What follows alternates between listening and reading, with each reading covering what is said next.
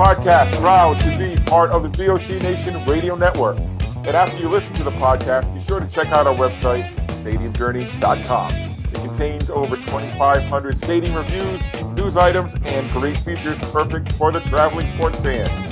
And in addition to the website, we are all over social media. We're on Facebook, Twitter, YouTube, Instagram, and more to be coming in the future days, I'm sure. Like and follow us everywhere. We'll be on Tinder if you want. We don't care. I'm not picky. Well, some of us maybe. The Stadium Journey podcast is the perfect companion while you're on a road trip. Just type in VOC Nation Radio Network on your podcast search app, aggregator, whatever you want to call that thing.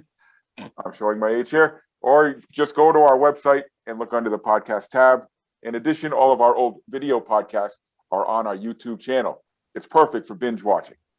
And VOC Nation podcasts, all of the different VOC Nation podcasts can now be found on Spotify, right? Yes, right. Sir. You got it. And if you're watching or listening to this podcast at a later date, we do stream live every other Tuesday night at 8 p.m. Eastern at twitch.tv/danlaw83. Of course, not tonight. Yeah, my fault. That's okay. We're preempting ourselves. And now let me introduce our starting lineup. Dave Cotney is with us.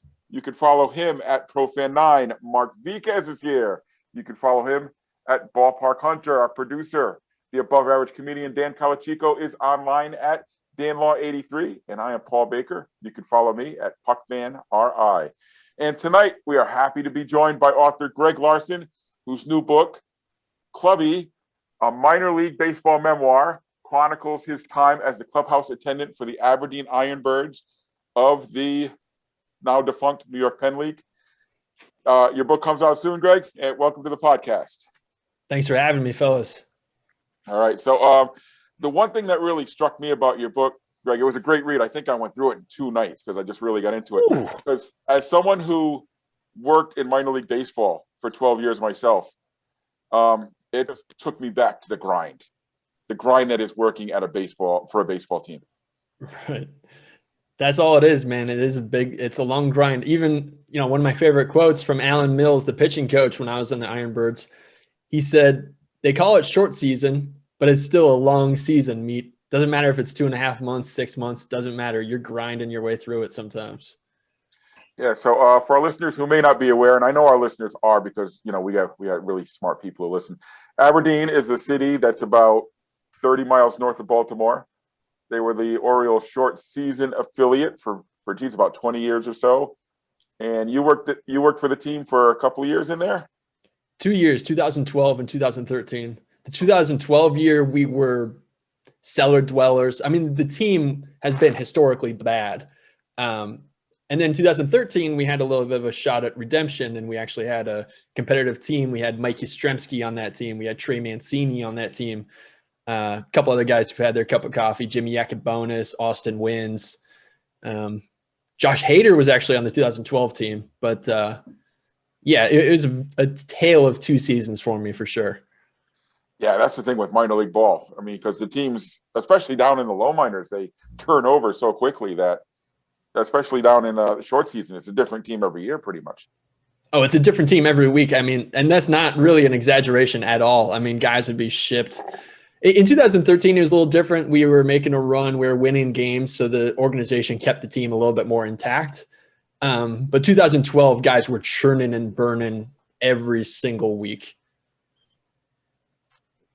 So, the grind is what hit me. You gave us a nice look at what it's like to be in a clubhouse, for a season. I wish I would have talked to my buddy, Carl Goodrow, who was the longtime clubhouse guy up here in Pawtucket. Used to be close to him. I worked in concessions, so I had a different experience working for a team. I was just part-time, so my grind was work every day and go to the ballpark at night, stay there till 11 or 12 at night. Right. My days were probably still shorter than yours. I know. So working in concessions, I mean, we got our food from you sometimes. I mean, in Aberdeen, at least, we would feed the team with leftover concessions food.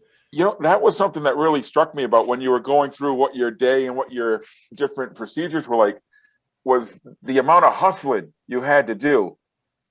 I mean, getting like getting paid from the players. That Right. I never realized this, that the players paid you for all the services that you performed, and then you had to go hustle to get food or laundry or whatever, all those different duties that you had to do, get all that stuff done. Yeah, I mean, it doesn't make any, when you look at it logically, it doesn't make any sense that it's basically another tax on guys who are getting paid $1,250 a month. They pay their clubhouse attendant $7 a day, and then tips are expected on top of it. And what they're paying me for is to be fed at the stadium where they're meant to be, where their parent team is forcing them to be. And so they're paying me to do that, and they're paying me to do laundry. It doesn't make much sense. I'm glad it's changing this year with contraction and with players getting a little bit more money. Dues have been abolished in the minor leagues, which I think is a good thing. Clubbies, I was making 3 times as much as the players, and I was washing their jock straps. It's messed up outside of their signing bonuses, of course, you know, but I'm glad that they've abolished dues. I think it's better for the players. And it's one of those things that it doesn't make sense. It's one of those baseball things that, oh, that's just the way we've always done it. We've always had a clubhouse attendant and we give them a little bit of money. Yeah, I mean, a tip is one thing, but yeah, to find out that they had to pay, and yeah, like you said, these guys are at the bottom. This is the first stop on their major league journey, right? So they weren't making a whole lot of money, and for them to have to give a good part of it here and there. Did they have to pay for room and board as well, or is that something the team? It depended. There would be host families in the Aberdeen area. I mean, this is pretty typical for that level. There'd be host families who just want to help out the players. They might give they might ask for a token rent of, say, $10 a day. Some host families wouldn't charge anything. I mean, my first year, the team put me up in an apartment, and at any given time, I'd have up to 5 guys, 5 players sleeping in my living room just because they had nowhere else to stay. So just imagine 6 dudes in a 2-bedroom apartment on blow-up mattresses. I'd rather not. Right. Yeah. Yeah, that was one of the things that I was interested in is with all of these changes, and one of the reasons, if excuses, behind the minor league purge has been this idea that, well, we need to do a better job with the players that we have. So if you think about like what you described, you know, outside of the original investment where they're paying really no salary, but that signing bonus, that's like the only investment they're putting into these players other than the time that they're putting in. Like expecting these guys and expecting guys coming from like, you know, Dominican or something who are coming out of nowhere and they're living on like peanut butter and jelly. Like, what are they thinking? Like that, you know, you go through all of this trouble to bring these guys in. And I mean, I teach phys ed to grade 7 and 8, and I can tell you that system's not working. Right, dude. I mean, the mentality, it's called, a lot of guys don't publicize this idea, but they call it the boatload mentality, where they're just, especially with the Dominicans, they're just going to buy as many Dominican guys as they can at 16. I know the international signing rules are changing this year, but at the time, buy as many signing bonuses for Dominican players as you can at 16 years old. And if just one of them pans out, it works out. And then they don't really care about the rest. And it's more extreme with the Dominicans, but the same mentality applies to the American dudes as well. So what other differences, like how would it look differently, do you think now? Like if you were to work in the clubhouse for next year as opposed to, you know, when you did work? Yeah, again, this is me just trying to see into the crystal ball, but the way I see it, so dues have been abolished. Facilities are more regulated by Major League Baseball, which to me just seems, it's probably more for show than anything. They just get rid of some crappy stadiums and the other stadiums are just going to stay the same. Hey, wait a minute. I lost my team this year. Well, that's the thing, is that the fans do lose out on a lot of teams. You know, places like Frederick, Maryland, or I mean, all over 40 teams got contracted. Yeah. But so the way I see it, clubbies are not going to be as generational as they used to be, I think, because I think that they're going to make a lot less money and more money is going to stay in the pockets of the players. So I think in the clubhouse, Major League Baseball is going to have a bigger hand in nutrition after the game. Each team is having a nutritionist. I don't know this for sure, but I expect that's going to look like a stipend and maybe a little bit more oversight. I can't imagine, well, it's possible that each team will have a nutritionist actually going out and buying the meals and all of that. But the Clubbie is a position where hustlers, dude. Like if there's anything they can scrape off the top, they're going to skimp on food any way they possibly can. I expect the Clubbies are going to be more churn and burn a couple of years at a time, not staying there for decades because they're going to be paid a lot less. It's going to be more of an intern type position. It's going to lose a big part of that clubhouse culture, which I think is a loss, but I think it is better for the players in the long run. One thing that came up, and Dave's question kind of reminded me of this, and this comes up in a lot of books about baseball that I've read, is the differences between the American-born players and the Latin players, and how it's really two separate cultures. You kind of touched on that in Clubbie. Was it really that pronounced a difference between the two sets of players? Oh yeah, to the point where in 2012, I mean, it would go all the way down to like music choices. Guys would argue, are we going to play English speaking music or are we going to play Spanish speaking music? And when you're 22 and 45 and it's August and everybody just wants to go home, you're not playing the right music. It's a problem. And in that 2012 season, it got to the point where guys were taking, there's one instance where one of the pitchers took a baseball bat out and tried to hit one of the other American pitchers in the head with it until that pitcher was tackled. His bat was taken away, and then he pulled another bat out of his bag, and everyone's like, whoa. After all the dust had cleared, everyone's like, where the hell did the pitcher get all those bats? And I remember that story, yeah. It was, kind of a goofy, it's just so cartoonish in that world. But when you look at it from the perspective of 10 years after the fact, it's like, golly, dude, those tensions in the clubhouse was so unnecessary. And there's these subtle racist tensions of people calling the Dominicans coños, which is, it's like the N-word for a Dominican guy. It's a word that they call each other, this kind of thing. That is very common sort of mentality of like, oh, just put the coños off to the side, let them take care of themselves. And nobody was translating coaches' speeches for them. They didn't have any help with how to handle the new money that they're getting being in this country.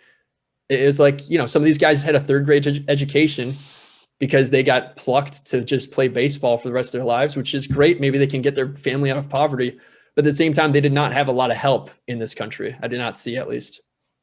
And again, it seems like such a disservice to your assets if you're a baseball team to be not providing these players with life skills. I mean, you're dropping, like you said, guys who don't speak English, dropping them off in some strange city in Maryland where there's probably not a lot of resources for a Dominican guy either, a 22-year-old Dominican guy coming up. No, like even, if you want to look at it from a purely economical perspective, it's not a good investment. If you want to look at it like that, just from like a humanitarian perspective, it's messed up. But like, it doesn't make sense to me.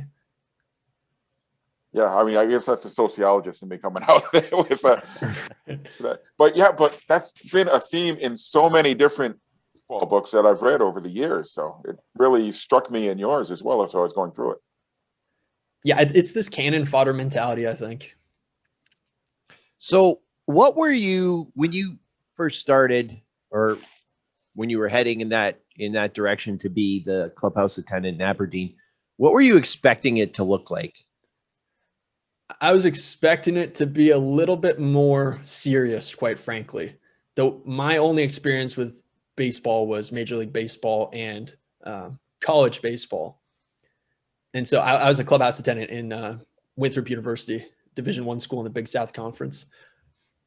I was expecting it to be a perfect example. I grew up a Twins fan, grew up in the Minneapolis area, and I had a Minnesota Twins blanket that I brought with me everywhere. And when I heard that I was going to be, put up by the team in an apartment and that players might be living with me, I was like, oh crap, I have to hide all of my Minnesota Twins paraphernalia because these guys are diehard Orioles fans because they are part of the Orioles organization. Well, it turns out nobody really cared about that at all. Like, guys would make fun of each other if they changed their allegiances to the Orioles just because they played for the Orioles. Like, it was a point of like, you're a nerd if you're an Orioles fan just because you play for them, which was like such a cognitive shift for me as a fan. But it was really like everybody cared about it more than anything. But at the same time, nobody gave a shit, if that makes any sense at all. People just wanted to go home sometimes. Yeah, I know that feeling when August rolls around and you're just looking, when is Labor Yes. Day? When is this over? When do I get to stop working Right. 16 hours a day? No matter how well your team is doing, sometimes people are just marking off that calendar once it gets to August. Those years where we made the playoffs, it was like, oh, shit, another week. Yeah, Week. you guys are all saying that now, and I'm sitting here having not gone to a game in over a year. Yeah, but you never worked the grind of a minor league season. That's true, but you know, You take it for granted very quickly. Once you go back to the stadium, it's reality. But you know, when I stopped working, it took a couple of years for my body clock to adjust. Oh, it's April, time to get started again. Oh no. Right. Sorry, Dave. No, it's okay. So one of the kind of central themes that you had in your book was how being the clubhouse attendant changed you, and not for the better, but really for the worse. And when I cracked it, I'll be honest with you, I got the book and I thought it was just going to be kind of like this is what life in the minor leagues is like, kind of like like John Feinstein's book, and then because I had no idea what Clubbie, okay, what works for the club, I don't whatever. And then I kind of got into it, and it was like, well, wait a second. He's not looking at a player's perspective at all. He's working for the team as a clubhouse attendant, and it kind of took this almost,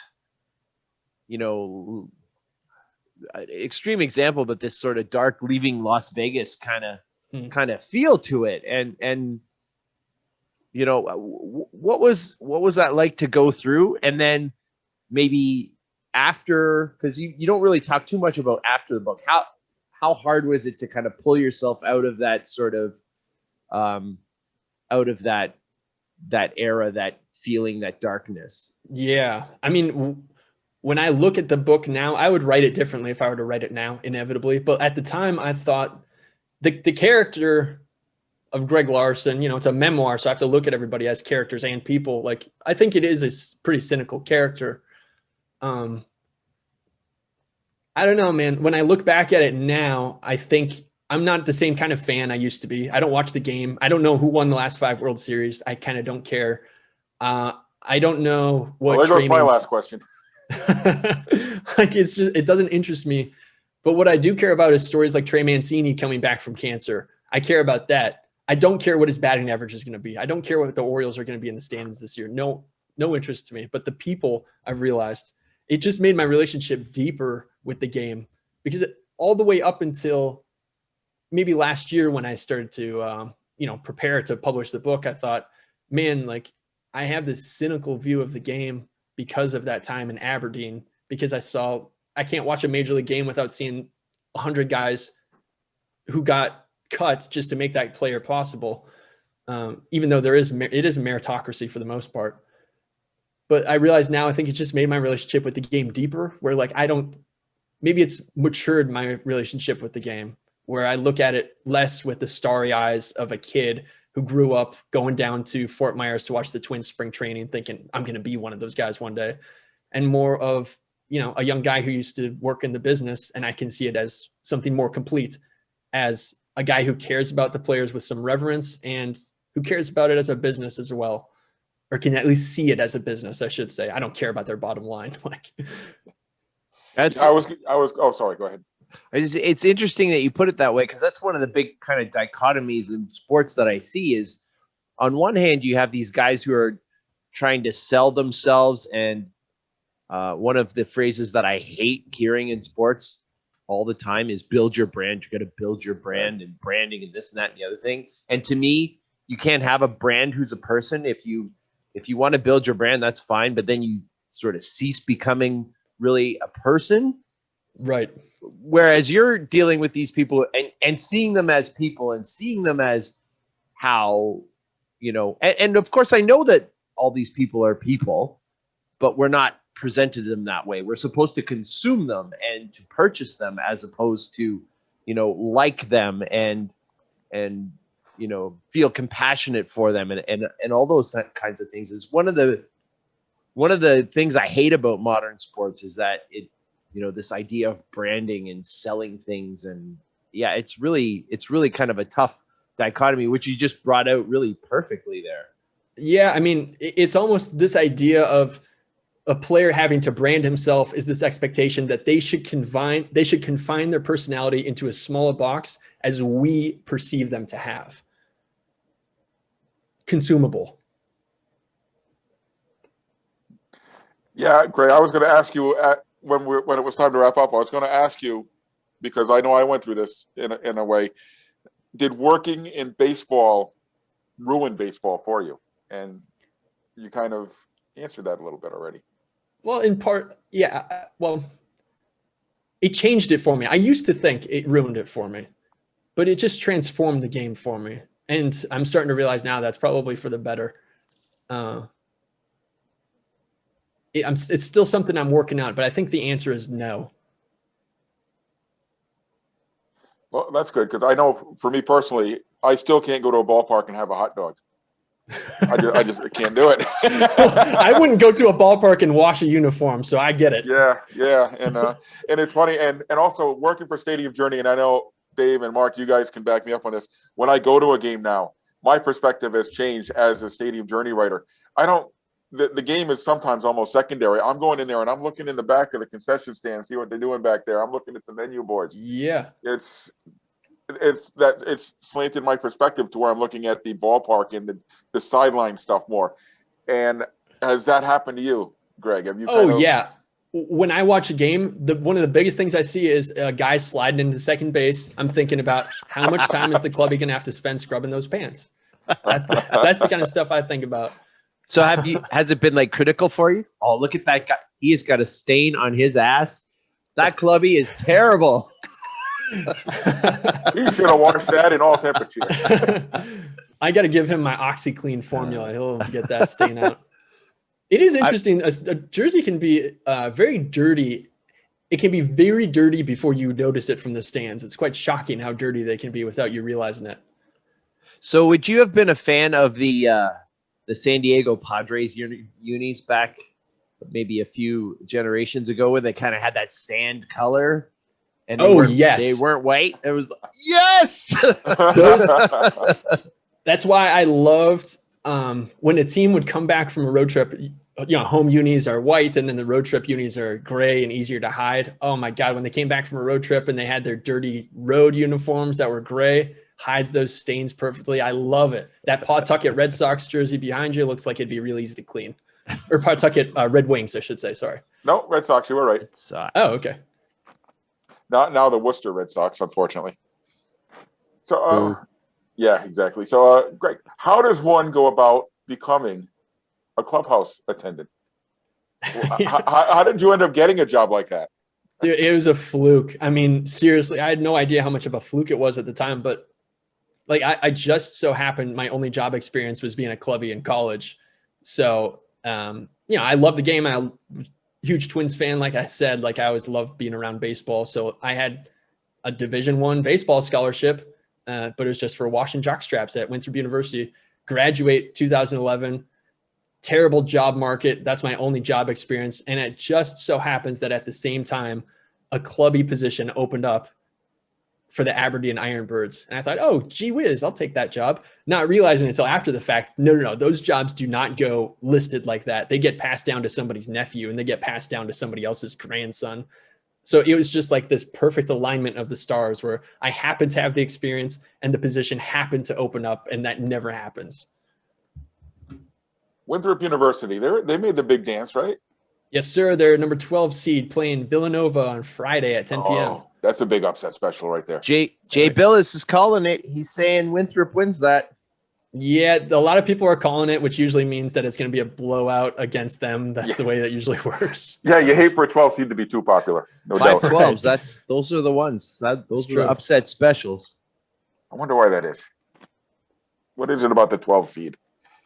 I think because a 12 seed is usually for a really high quality automatic conference championship bid. So it's like the best of the mid majors against a mediocre major conference team that did not win their conference championship. Absolutely. Absolutely. Yes. Bracketology brought to you by Stadium Journey. So I wasn't sure if I was going to ask this or not. Love it already. I'm going to ask anyway. Why'd you give it up? That's the question, isn't it? It was a tough, like I and Paul and I discussed this. It was like, I didn't really get an understanding as to why he stopped doing it. Yeah. I'm trying not to ruin the whole book. So don't drag me into your negative. Go out and buy the book. Don't just listen to me. Buy the book. I know. But yeah, without giving away too much from the ending, I mean, it is like all endings in baseball. It is an abrupt ending of my career and in the book. And I didn't go back because I felt like I was enabling myself to chase after something that was not good for me. Like going back to baseball more and more was me trying to chase a dream that I wasn't even willing to admit to myself I was going after. I put on a jersey when I travel with the team. I take batting practice with the team. I would take ground balls with the team, and I'd do shag fly balls in the outfield during batting practice. Like I was living in the clubhouse. I got very entrenched in that world to the point where I felt like, yeah, you know what? Me trying to work my way up the Orioles system ladder as a clubbie with the secret wish in the back of my mind, like, ooh, I'm going to get my Rudy moment one of these days. I don't think was healthy for me, man. It was chasing after something that would not be good for me in the long term. I'm much better off writing books.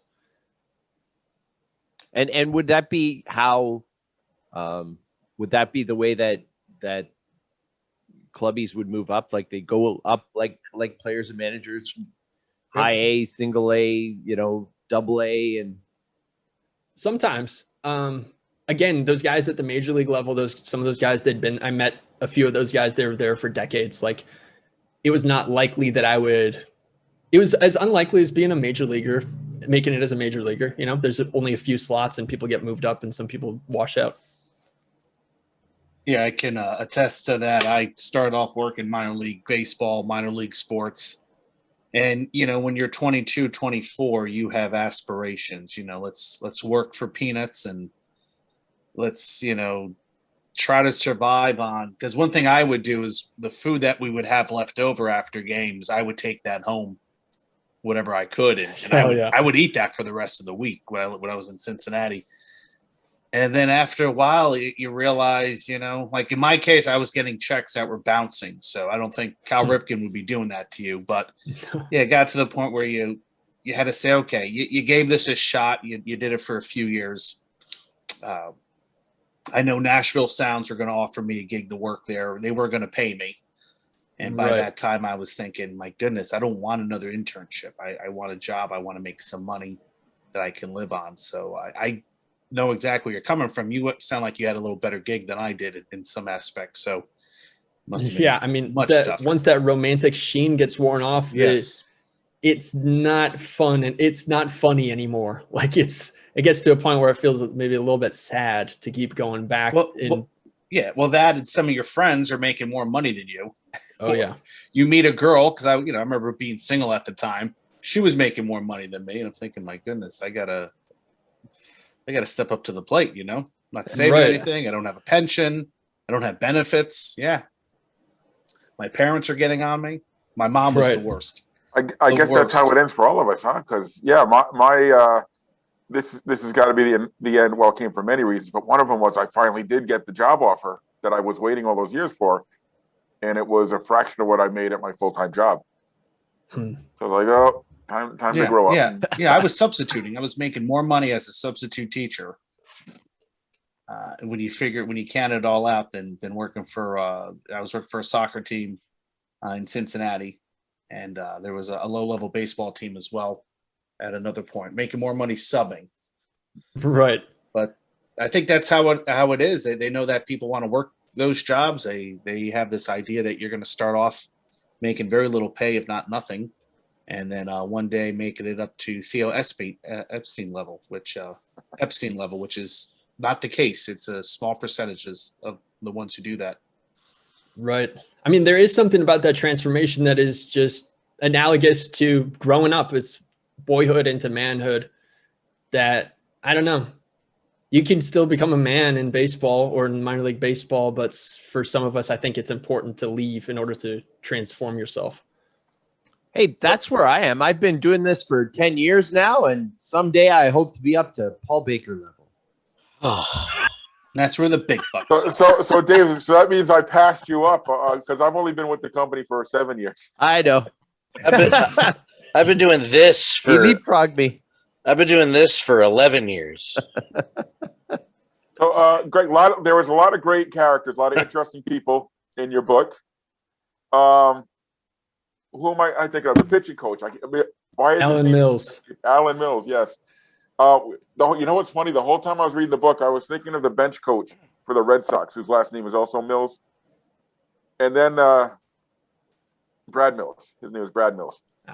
But then when you got to the part where you talked about Alan a little bit and the legendary fight Oh, yes. he was a part of, and then I went and YouTubed it, and I was like, wait, that's not the guy I was thinking of at all. I mean, he was really, there were a lot of great characters in the book, but to me, he was really the big personality in that clubhouse. Yeah, Alan Mills, 12 years in the majors, 1998 brawl between the Baltimore Orioles and the New York Yankees. Alan Mills went into the Yankees dugout and knocked Darryl Strawberry's lights out. He sure did. Famously. I mean, when Mills told me that story, you know, he gave me his perspective on it. Mills, very, you know, he's a black belt martial artist, and this man knows how to kill somebody. And he told me that story of knocking Darryl Strawberry out, holding Strawberry by the windbreaker, rearing his fist back. And he said to me that he just woke up and realized that he could kill this man if he wanted to. And he said it transformed his life completely. Now, granted, 2 years later, as Mills was a bullpen pitcher for the LA Dodgers, the Dodgers were in Wrigley Field. And, you know, the bullpen at Wrigley Field is it's on the field, and the fence between them and the fans is a brick wall that's very short. A fan takes the cap off of Chad Kruger's head, the bullpen catcher, and the bullpen for the Dodgers goes into the stands at Wrigley Field and starts fighting the fans. And Alan Mills was a part of that bullpen. Now, granted, if you watch the tape, Mills was very much trying to keep the peace, but still, there's something to be said for being a part of a bullpen that fights some fans. Like, the man did grow up for sure, but there's still that brawler inside of him. Even when he was in Aberdeen, that dude, he read the book. He felt like he was the villain. I mean, to me, he's not the villain. He's my foil. Like, we're very different. We exaggerate each other's traits, but I feel like villain is a little strong for his character. No, I think foil is the right word for it. He was definitely the strongest personality of all the people you talk about in the book, for sure. Right. Just seemed like that guy. When he walked in the clubhouse, it was his clubhouse now. Whether you were For a player, sure. Trainer, or whatever your job was, he ruled the clubhouse. And for better, for the most part. I mean, the guy knew what he was talking about, and he helped create a good culture where people were loose, where people weren't taking it too seriously. And if people did take the game too seriously, he would kind of knock them over the head and say, hey, man, it's a long season, loosen up. Are you sure you read the whole book? Because I would agree that he kind of sounded like the villain at the beginning, but he sort of arced towards a foil, or I don't know. He seemed to, by the time you come around and you're into a few games, and you know, it seemed like he was more of a protagonist as opposed to the villain. Mills, I thought anyway. Well, when he called me up after reading the book, initially he had just cherry picked a couple of scenes. He didn't read the full thing, but after he read the full book, he still felt like the villain. By the way, with his permission, I recorded that interview, and it's on my YouTube channel at Clubbie. Very fascinating conversation with him. But he said that he really liked the book, and he felt like I captured that time there. And so now if somebody says, hey, I don't agree. The Baltimore Orioles, for example, they're pissed off that I wrote this book. They're not happy that this book exists, first of all. Really? I got word from a very reliable source, a certain minor league baseball GM in that organization said that their front office is pissed. I'll put it that way. But the way I see it, Alan Mills feels like he's the villain, and he still liked the book. So nobody else has any ground to stand on. Well, why do you think the Orioles would be upset that it, at just like the overarching kind of, this is a view behind the organization? I guess one person who I thought might be a part of the story who really wasn't was Cal Ripken. He seemed to be like he kind of waltz in and wave and leave, and that was the entirety of the Cal Ripken part of the book. Yeah, well, two things on that. Well, first of all, why would the Orioles be upset about it? I think an unauthorized Clubhouse memoir tell-all is automatically going to ruffle some feathers. Secondly, like, do you want people to know that you feed all of your players hot dogs after the game? Do you want people to know that they're not getting paid well? This sort of like behind the scenes look, I can understand that they'd be upset.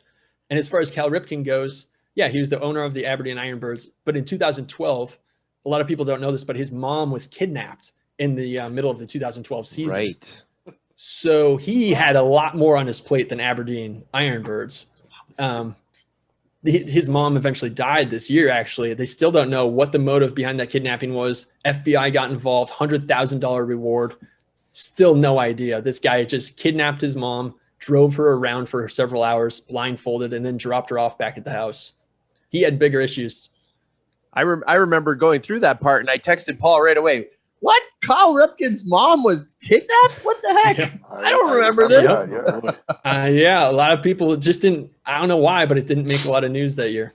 So the Baltimore Orioles are upset because you're telling people they fed hot dogs to their players. I mean, that's not too shocking. I'm sure some teams have served worse. For sure. I don't know that that's it's a one-to-one correlation of like they're upset about the hot dog thing. I think just as an overall ethos of the clubhouse, they would probably prefer that the world didn't know. So you're blackballed probably for Major League Baseball. Oh, 100. I knew the second that I put pen to paper that I was never going to work in professional baseball ever again. Well, how many years did it take for Jim Bouton to be welcomed back by the New York Decades. Yankees? Yeah. But you know what? My opinion, nice career. My opinion was that it sure, like it didn't seem like the greatest scenario, but I didn't think I was left with the impression that was the same thing that was going on in every other clubhouse in that whole league. For sure. Yeah. Like, well, we talked about Dan Barry's book, The Bottom of the 33rd, a few months ago. And those guys had to throw all the laundry in backpacks, hike up on their bikes, and go to a laundromat to do the laundry. So, I mean, granted, those guys were not working for a $10 billion organization, though. That's the big difference. Well, that's true. It's a little bit. The times were definitely different than they are now. But yeah, I don't know. I felt confident that that's kind of the way it was across the board, and it wasn't a reflection on Baltimore per se. And totally agree. But nobody else wrote a memoir about it. That's the difference. Like, I'm just the one who happened to write a memoir about the Orioles organization, so that gets the spotlight. Right. Well, if you put 1 + 1, weird clubhouse stuff plus Orioles being terrible, is that where the correlation is? That is an interesting question. It's hard for me to know exactly because I only have the reference points of the Orioles organization, but I wouldn't be surprised. Right. So, Greg, did any of the players from your time in Aberdeen end up making it up to the show, making much of an impact? Because the amount of players who usually make it from the short season up to the majors, probably 1 or 2 a year, right? Yeah. I mean, the 2012 season, not very many. Josh Hader was on that team. And then 2013, we had Trey Mancini, who's, playing first base for the Orioles now. We had Mike Yastrzemski. He's on the Giants now. A couple of guys who've had a cup of coffee here, like Austin Wynns, Donnie Hart, Jimmy Yacobonis. But, Trey Mancini, Mike Yastrzemski, Josh Hader are the big ones. Some solid names there. Would it be? Have you? Oh, yeah. I guess nobody's read it yet. But are you expecting to hear from people who purchased Mike Yastrzemski bats out of the gift shop? Are you expecting some correspondence from some folks like that? I have a couple of people I know specific. Like, yes, I am. I had this scam. If players wanted a new bat, I would make them trade me their old broken bat in order to get a new bat. And then what I would do as the scheming clubby, I would bring it up to the gift shop, sell it for $20. I would get that cut, and I would fabricate the names, Mike Yastrzemski or Trey Mancini, so that they would sell faster. Almost never were they Mike Yastrzemski or Trey Mancini, because those men would have their agents give them bats, and they wouldn't get the crap Ash Rawlings bats that I'd give the team. And so there's this flooded market of fake Yastrzemski Mancini bats all over the Aberdeen area. I will never trust a discount broken bat or broken stick rack in any pro shopping ever again.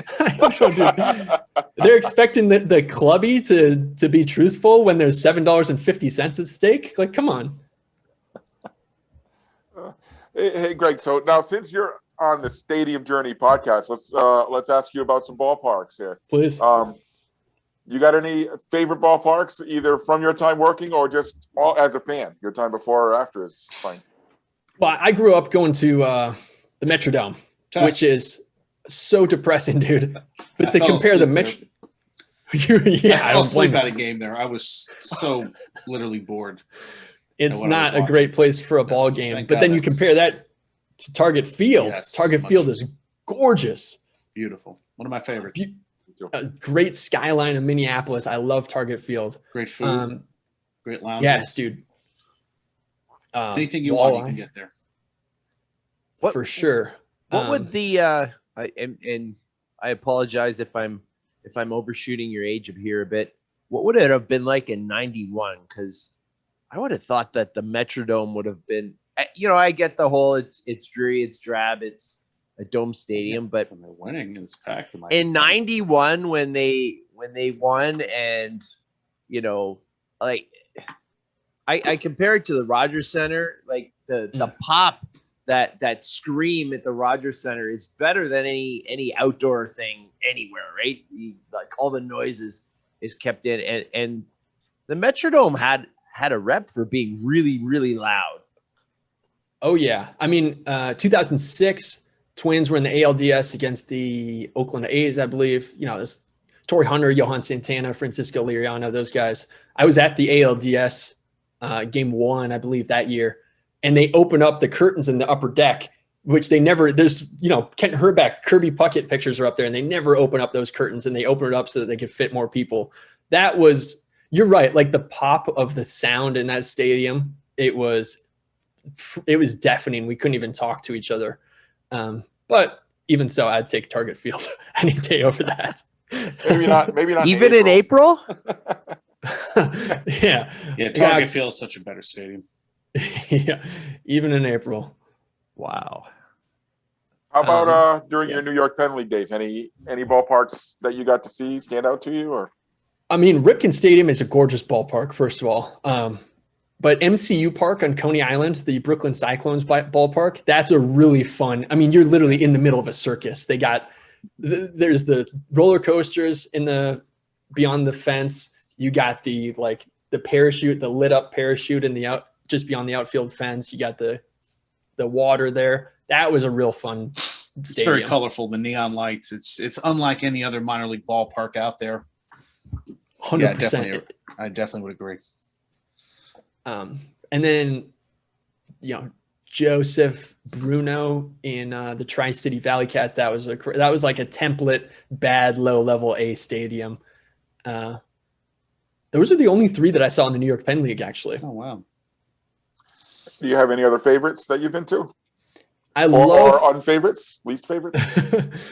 I really love going down. Fort Myers is a great spring training town. I love going to JetBlue Park. It doesn't have the same personality as the Twins. I don't think the Twins Stadium is called Hammond Stadium anymore, their spring training facility. It has a new name like CenturyLink or something. But Can't keep up. I know, dude. Yeah, it's like, huh? Really? But going to Hammond Stadium, the Twins spring training complex, that's one of my favorites because it was like a lot of people would be at JetBlue Park for the Red Sox. It's a sexier team, more payroll, all that stuff. And then the dinky little Twins would be forgotten on the other side of town. And I would get to go up close with the players and I'd get to talk to the players when they walked in and out of the clubhouse. I loved that park. Now that the Twins are a little bit more of a sexy team, it's harder to get close to them, but I still love Hammond Field. Like that always has a place in my heart. So I was thinking when I was reading the book, Greg, about, the food and stuff, because the one time I went to Ripken Stadium, we actually, while we were waiting in line for tickets, a small kid, 8-year-old boy or so, 10-year-old boy, came up and gave us 2 club seats. So we got to sit in the all-you-can-eat section. Wow. And in Aberdeen, they're famous for the crabs. They do the crab feast there. And I lived in Baltimore for 4 years, so I'm familiar enough with the crabs. So we went to town. We ate like kings that day. So there were this was before your time. So whoever was the clubby at the time didn't get any leftover food for the guys that day. But yeah, the food is what I remember the most about Ripken Stadium. And I know for anybody listening, Ripken Stadium is just a part of a complex there because there's a whole. Well, it's not Babe Ruth, it's Ripken League, which is kind of analogous to the Babe Ruth League. They've got a whole complex of ballparks that are modeled after Major League parks over there. Yeah, that's right. And every year, they try and make it as big as the Little League World Series, the Cal Ripken World Series. Every year, kids from Japan, kids from the Dominican, kids from all over the world come congregate and have a tournament there at these mini like Camden, these mini like Memorial Stadium, all these like mini ballparks, mini Wrigley, mini Fenway.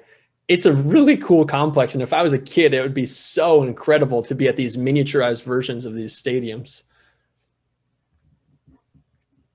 Yeah, that's what I remember the most about Aberdeen, and except for the rainstorm we drove to get to it one day. Did you ever get to see, obviously you got to see Camden Yards while you're there. Did you ever get to see Memorial Stadium? No. I went down in the 90s, so that would be before your time. Yeah, I'm dating myself there, I know. Did you ever get to see Connie Mack Stadium when you went to Philly? Right. Why did the scene from Airplane just come in my head? You ever see a grown man in the sauna? It's like gladiator movies. Now, Greg, coming from the St. Paul, Minneapolis area, have you been to a Saints game? I have. Midway. I'd go there every once in a while growing up. That was a solid minor league ballpark. Nothing spectacular, pretty bare bones. And now they're a AAA affiliate, which is incredible. Yeah, did you ever think you'd see the day that would happen? No, not at all. I mean, and oddly enough, so when I was a freshman in college, I went to Hamline University in St. Paul for 1 year. I tried to play on their baseball team. I lasted 48 hours before they cut me, by the way. Wow. In high school, I had a .091 batting average. So I thought I was going to play college baseball. You know what I mean? But Hamline University had a real strong connection with the St. Paul Saints. And so like a lot of players would get transferred back and forth. So there's a part of me that thought that for that 48 hours, I dreamed of me playing for the St. Paul Saints one day. And then I was like, oh, wow, I can't even play for the Division III Hamline Pipers. I think that's that. 48 hours. That's all it lasted. Huh. Yeah. Sounds like 46 hours longer than my high school baseball career. Let me just tell you that much. There you go. So I guess, Greg, this would be a time where we can wrap things up, and we'll let you take over and promote your book. And you said you have the YouTube channel with clips on it. You can promote the heck out of everything you want to. Awesome. I'll make it really easy for everybody. I have all of my content. I have deleted scenes, pre-order deals. I have videos, everything on clubbiebook.com. That's CLUBBIE book.com. It's a really cool website. It's really fun. There's all kinds of cool content. Check it out. You can follow me on social media, pre-order the book. Everything is there. That's awesome. I'm going to be sure to check out that website myself. So, Clubbie For book. sure. Greg, Clubbie we book were for our listeners. Clubbie book. Clubbie book, and it's right there under your photo. So, Greg, we were thrilled to have you on. We wish you all the best with the book. Lots of success. It was a great read. I can recommend it to anybody who's listening out there right now. And I guess best of luck to you in the future, Greg. Look forward Thanks to for hearing having me, more from you fellas. in the future. Yeah. Right. Appreciate it. Thank you. It was our pleasure. Greg Larson, his book, Clubbie, a Minor League Memoir, is coming out beginning of April, right? April 1st. Yes, sir. Beautiful. Look for it wherever finer books are sold. Opening day. Makes a great gift. Hell yeah. Thanks, fellas. And he's gone. All right. So this is the part of the show where we recap our visits over the past fortnight. Well, lately it's the part where Mark recaps his visits because the rest of us can't go anywhere right now. Yeah, apparently Indiana's open, not anywhere else. But hey, before you go, Mark, I actually have been to. I've got a little bit of news. I've been to UMass Dartmouth basketball again, and they're the Little East men's basketball champions. So that was a lot of fun to be part of that. So congratulations, guys. I know none of you are watching. Yeah, you'll. I mean, I'm at the point I'll take anything. But my big news, next weekend, I'm going to a hockey game. I'm going to 3 hockey games for the first time in over a year. I will be heading up to Warrior Ice Arena, my other home away from home. Yeah. For the National Women's Hockey League Championship Tournament, Friday night and Saturday night on NBC Sports Network, and yours truly will be on national television. Really? Yes. Wow.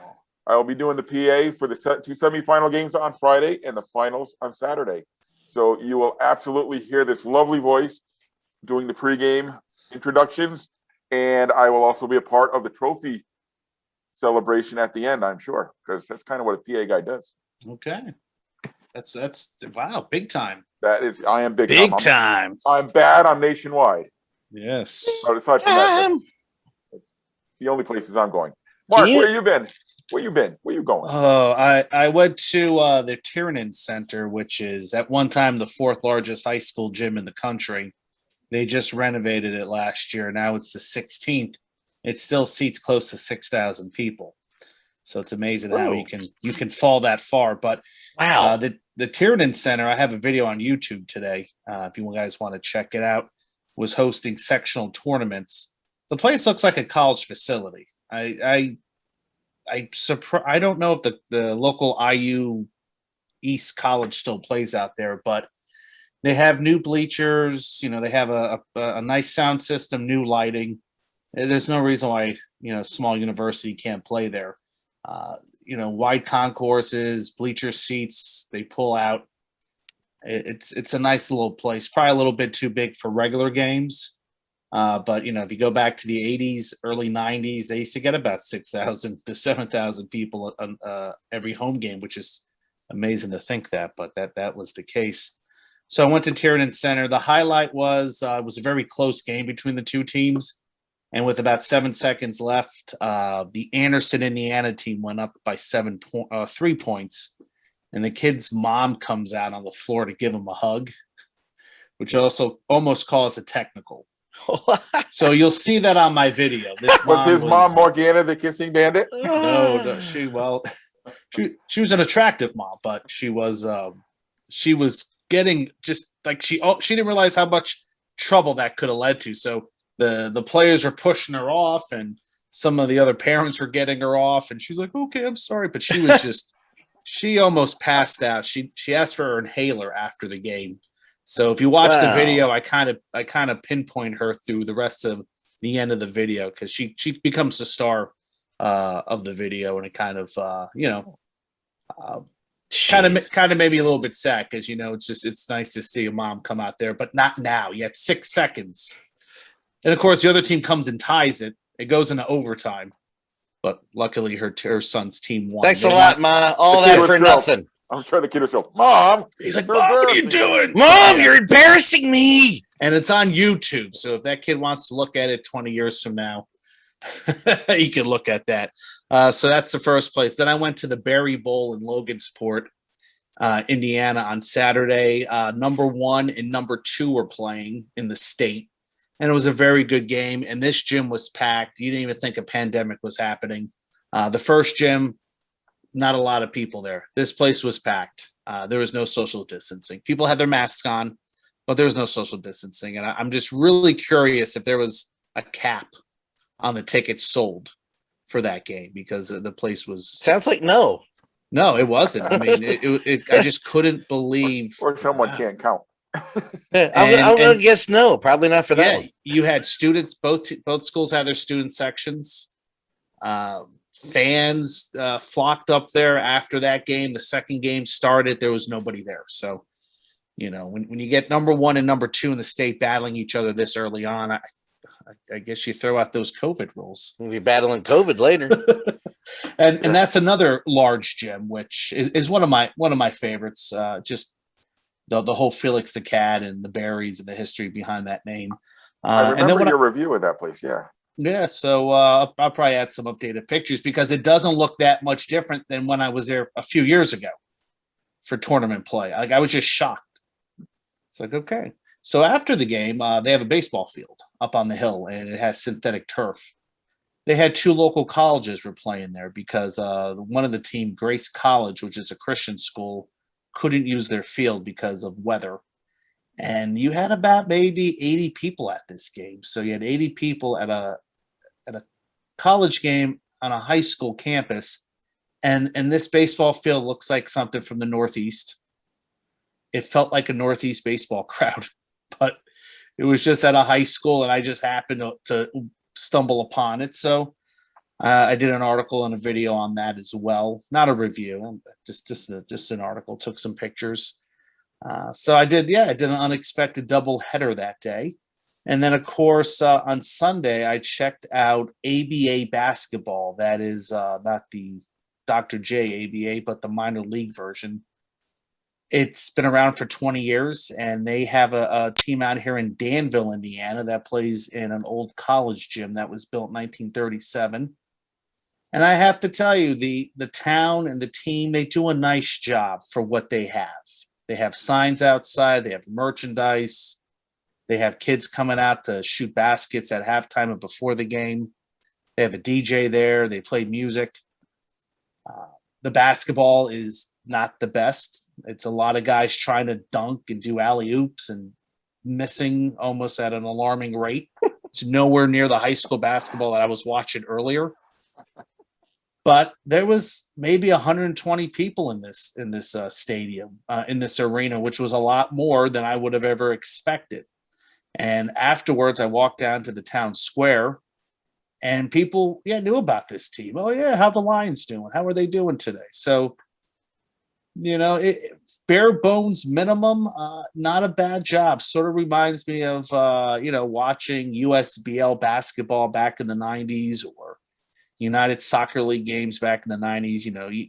Everything was makeshift, but you appreciate it because they were showing you some effort. So perfect. The gymnasium is it's never knew this existed. I didn't know the history of this gym. It was for an old college that no longer exists in Danville, and they refurbished it. I think the team put some money into it themselves, and it's not a bad looking place. I have a review of that coming up as well. And there's one guy who told me, he goes, yeah, I come here as much as I can because it's down the street and it's $10 and it's nice basketball to watch. So, an unexpected little find in Danville. And like I said, the ABA, I didn't know this even existed. I thought this died, 15 years ago, but same logo, same ball, same everything. So those are three visits since The more you know. The more you know. Are we not talking about the Otterbots? The Otterbots. I was going to mention the Otterbots. Dude, I'm thinking the Transformers. Yeah, song. Different Danville, but still, yeah. I know, but when you said Anvil, I thought about the Danville. Otterbots. Yeah. Can you guys hear me fine, like normal? Yes. Okay. Yeah, that's the greatest thing I've seen today, Otterbots. That has to be one of the craziest minor league baseball logos in recent memories. That looks like a villain from Silverhawks or Teenage Mutant Ninja Turtles. Silverhawks. Silverhawks. Oh my God. That doesn't look like a minor league baseball logo. Oh, Like, it what? is Silverhawks. Oh my Yeah. God. It's the worst. And you want to know a funny thing? The Evansville Otters released their new logo today. Look that up and compare and contrast. We'll do a Venn diagram, folks. just look it up because I don't know what you guys think about the Otterbots. Otterbots. Otterbots. I am Optimus Bots. Otterbots transform. Wasn't what I was expecting. Let's just put it that Yeah, way. exactly. I mean, it doesn't look like a minor league. Looks like it logo. could kick the crap out of the sock puppet, so doesn't it? I still like the sock puppets. If we're doing a list here, but Otterbots. Yeah, eesh. Appalachian League, man. Great rebrandings. And And then I there's guess still we're one more waiting, to go. we're waiting for what, Princeton? Pulaski or Princeton? No, Pulaski is the River Turtles. That's kind of boring now, isn't it? Well, like I didn't know this robotic programming and STEM program in Danville was a major thing, but it's kind of cool when teams really kind of reach out to the community to find something to implement into their logo. And Chris Creamer had a good write-up today about it that I checked it out. So yeah, but look up the Evansville Otters and then look up the Otterbots and just compare and contrast the two logos. In fact, I called up the Evansville because I got a little bit of a contact down there, and this logo for the Evansville team was supposed to go out last year, but they held it in secret, released it now on the same day. That happens twice in a lifetime? Huh. Renee Breakfast Schmackfast. I knew it. I knew he was going to go Mallrats with it. I knew it. Yeah. So yeah, Otter. Hartford, the whale. That only happens once or twice in a lifetime. I know, but yeah, Otters. Yeah. Hey, Dave, where you been lately? Nowhere. Home. Wasaga Beach. So I'm guessing the rules of Tim what's the word I'm Hortons. looking for. I don't know. The COVID precautionary rules in Indiana are different than those in Ontario. Yeah, pretty much. Well, I Um, mean, you have a the- stable the- government that gives a crap. Okay, go ahead. Well, The Minister of Sport is working. There's still talk that there's going to be some OHL hockey this year. Definitely not with fans. No way. But while the WHL is playing, QMJHL is playing.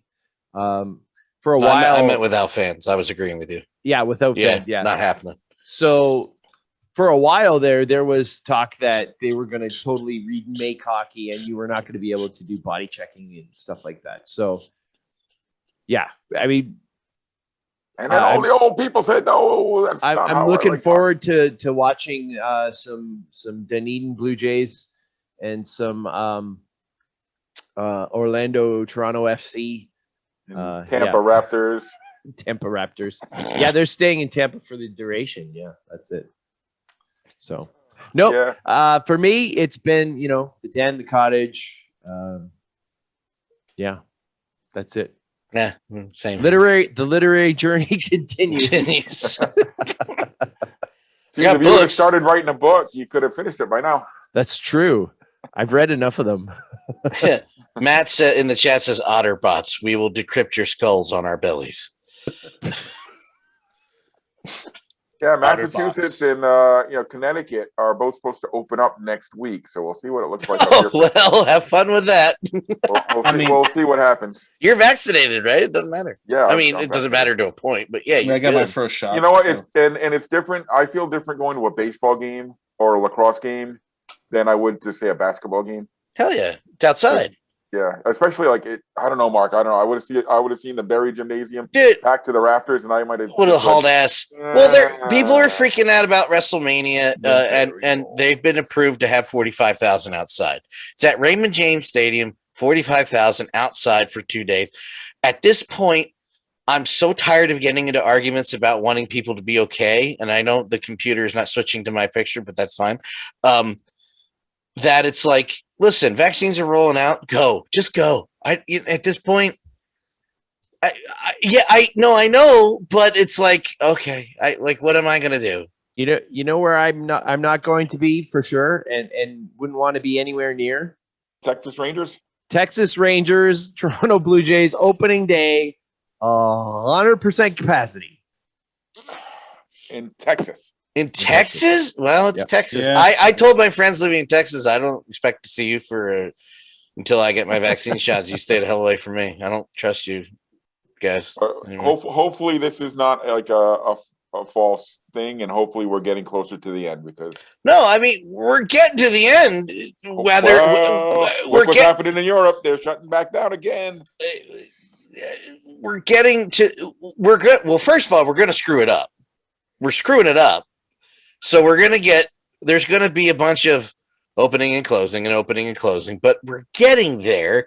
For God's sakes, if you just be patient. Be safe. Be safe. When you're going out, be safe. Be smart. And we'll get through this soon. My Zoom is broken, so let's wrap this up. All right. So it's Dan. broken bad. Where can our listeners follow you online? Dan Law 83, all social media platforms. Mark, where can our listeners follow you online? Ballpark Hunter across all social media platforms as well. Check out my review of the Tiernan Center on my YouTube page. Go there now, right now. Right now. Right now. Like and subscribe. Finish Right now. listening to us. We got like 1 minute left. No, right now. No, 1 minute. Dave, where can our listeners follow you online? At Profan9.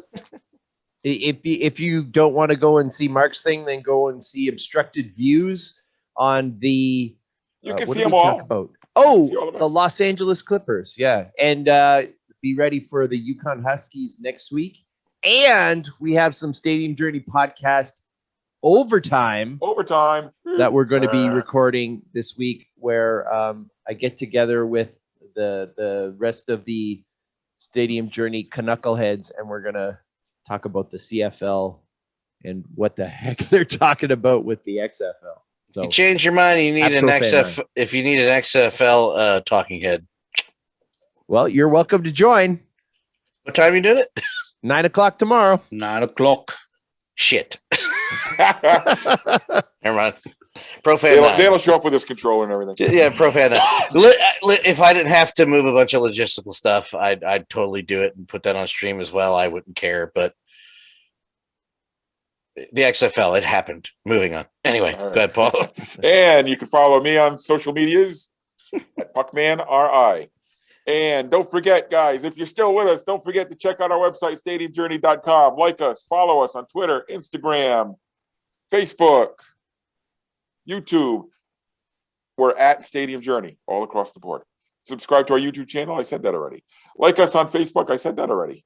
I'm repeating myself. I'm Yeah, saying you're it over and batting over. 1,000 today. It's been a long day, man. Yeah, I hear you. Find the Stadium Journey podcast at vocnation.com. Just search VOC Nation Radio Network on your podcast aggregator, your search app, that thing there. And remember, if you're watching this at a later time, we simulcast live every other Tuesday night at 8 Eastern at twitch.tv/danlaw83. And we want to thank Greg Larson again for joining us tonight. I almost called him Gary Larson. Larson is... No, he did not write cartoons in Far Side Gallery. No, that's not. Thanks to Greg Larson for joining us tonight. His book was fantastic. I can't recommend it enough. We will return in 2 weeks. That will take us to March 30th.